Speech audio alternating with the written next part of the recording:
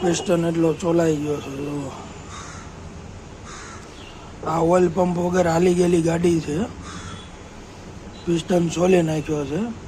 કસ્ટમરે ત્યાં બીજે કામ કરાવેલું, ઓઇલ પંપ બંધ હતો એટલે નવો પિસ્ટન સોલાઈ ગયો. એટલે હવે નવો નાખવો પડશે. અને કસ્ટમર પાસેથી પૈસા લઈ લીધા, વાલ નવા નથી નાખ્યા. ડગ જોવો, જુઓ આટલી પ્લે છે, એટલી પ્લે હાલે જ નહીં. જુઓ પ્લે, જુઓ એટલી બધી પ્લે હાલે જ નહીં બે વાલમાં. કારણ કે આમાં વાલે નવા નાખવા પડશે અને ગ્રેડિયું નવી નાખવી પડે. હાવ નોર્મલ છે. જુઓ એટલા ફ્રી હોય જ નહીં વાલ, અડો તરત પડી જાય છે. એટલી પ્લે છે, એટલી પ્લે ન ચાલે.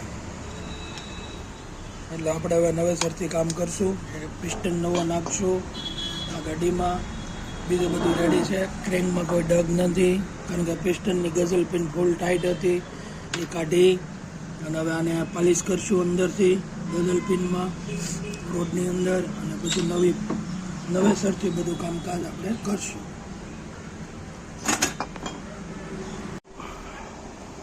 જય માતાજી મિત્રો, પિસ્ટન નવો આવી ગયો છે. બોર થઈને કમ્પ્લેટ રેગ્યુલર.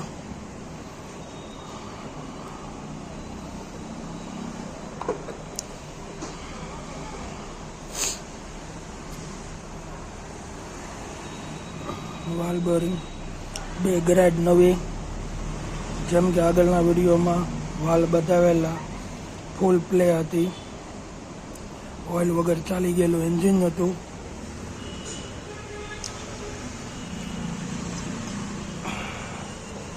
જોઈ શકો છો. આ વાલ હવે ફ્રી નથી એટલે ચોંટી જશે કમ્પ્લેટ. પહેલાં ઓલા હાવ ફ્રી થતા અને પ્લે હતી, હવે આમાં પ્લે સેજ પણ નથી, નોર્મલી પણ નથી. મસ્ત થઈ ગયું બંને વાલ.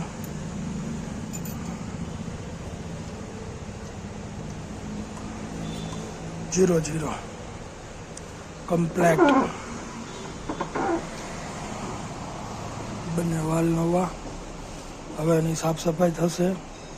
આ જે બ્લેક છે તે બધું સાફ સફાઈ થશે ને પછી ફિટિંગ થશે. અત્યારે જે લેટમાંથી ઓલરેડી આવ્યું છે પિસ્ટન 25 નંબરનો ઉષાનો. બધું કમ્પ્લેટ બોરિંગ.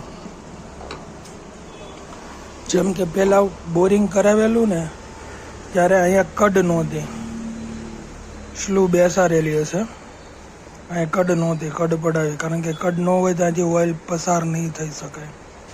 એક્સ્ટ્રા જે ઓઇલ હોય ને જે પસાર થવા માટે હોય, એટલે સુધી પેક હતું, એટલે એને કટ મરાવી દીધી. કટ આવે છે પણ બોરિંગ કરેલું ને સ્લુ બેસાડેલી. આ જો નવી એની કટ મરાવી.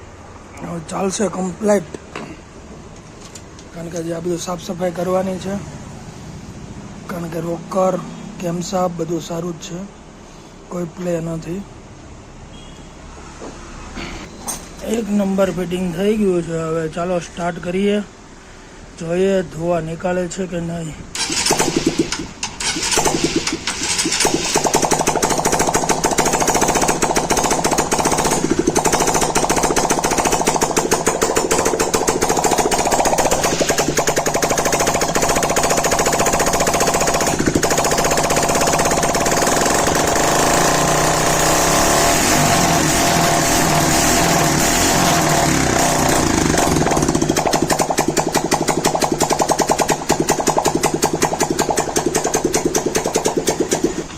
એકદમ 0